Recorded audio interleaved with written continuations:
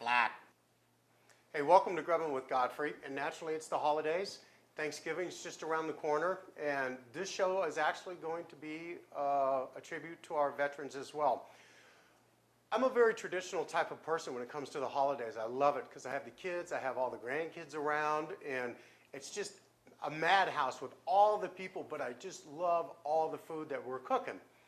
But when we talk about traditional meals, I don't want to go ahead and cook a turkey or have a ham every Thanksgiving. So this year we're going to change it up a little bit, and we're going to show you exactly how to do a stuffed rolled pork loin.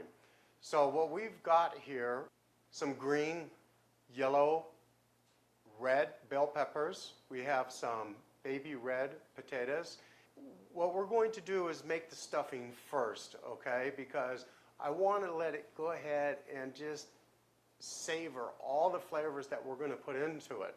So now what we're going to do is go ahead and we're going to get this stuffing mixed up, okay? So we're going to take about a cup, maybe a cup and a half of the chopped onions and put it in there. We have the pimentos, and save the juice. Use the juice. Don't drain them out, okay? Use that. And then we got the raisins. You can throw those guys right up in there. Same thing, about a cup and a half of the carrots. And then black olive. We got just about a cup of those. And same thing, about a cup of the cranberries. Put in there. And then pine nuts. Dump them in there. Throw it all in there. Celery. Got a cup and a half of that too as well. Okay. Now we've got the Granny Smith green apples. Okay. Now what I did is I put them in a little bit of water, a little lemon juice, so they'll, stay fresh and they'll keep their color. So we'll drain this out real quick. There we go. And we'll go ahead and put about a cup and a half of that in there as well too.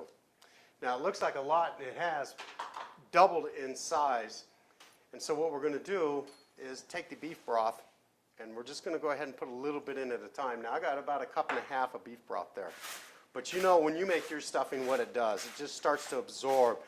And all of a sudden you think you put too much in there, and then it's way too wet. So we're just going to keep mixing this up and mixing this up.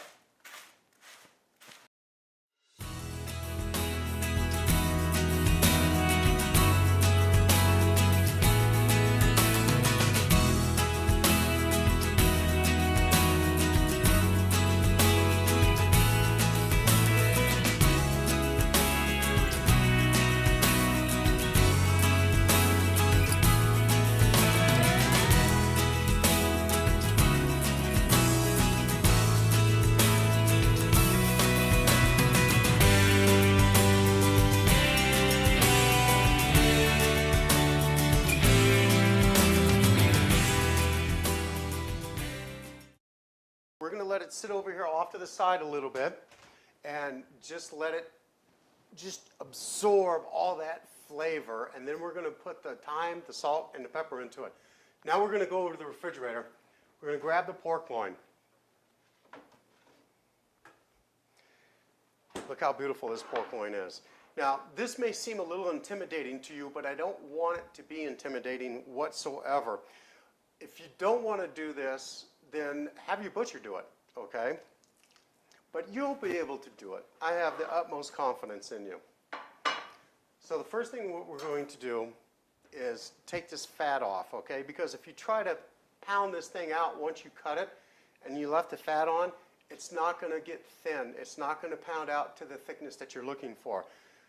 Skinning knife, not a boning knife, okay? Use a skinning knife. You see how the edge is curved on it? It's what you're going to want to use. So what you're going to do is just slightly go up underneath the skin like this. And you're just going to go ahead and take it just like that to where you can get a little bit of a corner out of it, okay? Same thing. See, I haven't taken any meat whatsoever with it. And you do this way. So now you can just take the knife, point it upward a little bit when you cut this, okay? And you keep hold of the fat that you're cutting off and the silver skin. See that? Nice and smooth, just like that. And then you can flip it around just so it's comfortable for you. You don't need to feel uncomfortable, and don't feel intimidated because you'll be able to do this. Okay? And what we're going to do, so you get a really good look at this, we're going to go ahead and just cut just like this and keep the knife up just a little bit. And you only want to do a little bit of this at a time, so you can go ahead and try to peel this back, because you want to try to stay the same thickness as that you just cut. Now you're getting down to where you want to roll it. So you're going to pick it up and just flip it over just like this.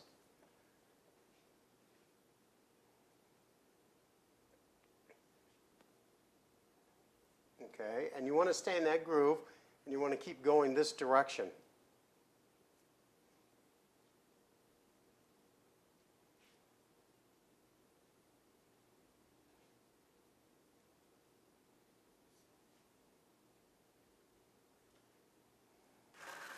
Cover the top of the pork with your saran wrap.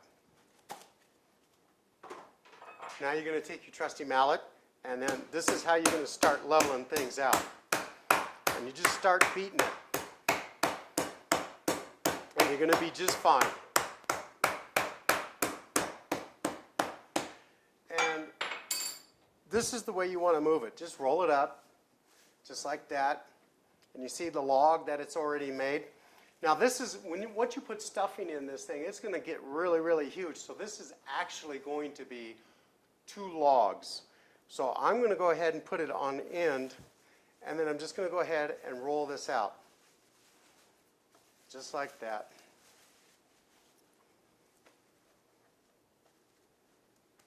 Okay. And you see, I got a couple of little empty spots right here. Like I was saying earlier, it's no harm, no foul. So when you get it laid out like this, take a good look, see if it's kind of level. And if it's not, then go ahead and take one good last whack at it. There we go. Now we're good to go. I'm going to go ahead and cut this guy right down the middle, just like that. Now I've got 2 logs, and I'm going to show you how we're going to take care of this in just one moment. So I can show you how we do one at a time. I want to put it back on its plate. Set it over here on the side. Okay.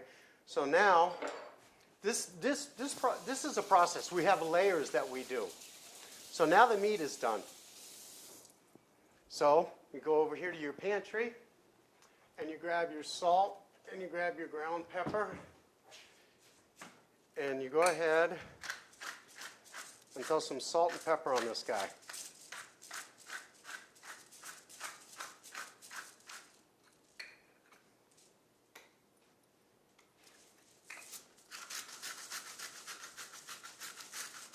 There we go. And now what we're going to do is just take a little bit of fresh cut thyme and just sprinkle the thyme in there. You can use rosemary if you feel like it. Rosemary is always a good thing with pork. So set that there. Okay, now we got the salt, and we have the pepper, and we have the thyme on there. I'm going to let this just sit out here for just a minute. What we're going to do is go ahead and take this spinach over to here, and we're going to blanch it off. And I set up a double boiler like this, a 400 pan and a 200 perforated pan. So that way, I can just go ahead and throw this spinach in. And by the way, I clean the spinach. You can get baby spinach. You can go ahead and get the pre-cleaned, pre-cut stuff. But go through it, make sure it's clean, and you take off all the extra stems because you don't want great big stems in the spinach. When we do this with the spinach and you blanch it, you're only going to do it for like 10 seconds. You just want to go real quick with it. Okay? And just knock it down into the water, because when it comes up in stacks. So drain it off, and you're going to throw it on that sheet just like that with the paper towels, or you can go ahead and use a towel, regular towel. You see how bright green it got? You can throw a little salt in the water too. Now it seems like an awful lot of work and a lot of steps, but it really isn't. especially if you want to just go ahead and pick up your laptop, take it into the kitchen with you on this deal, and you can just go right ahead and cook along with me, step by step. Okay, you see how it clumps up? Now you're just going to have to go ahead and just open it up a little bit, spread it around so it dries, because you don't want it to be too wet when you go ahead and put it on there. So, okay, see how the spinach is done? You just kind of like spread it out a little bit, and we're going to let it dry. We're going to go ahead and sit it right over here next to the meat because we're going to put it onto this meat, okay? You can take a paper towel, like I said, or just a regular kitchen towel, and just kind of pat it down a little bit. Just get it dry. And then we're going to get it ready to go ahead and go up onto this meat.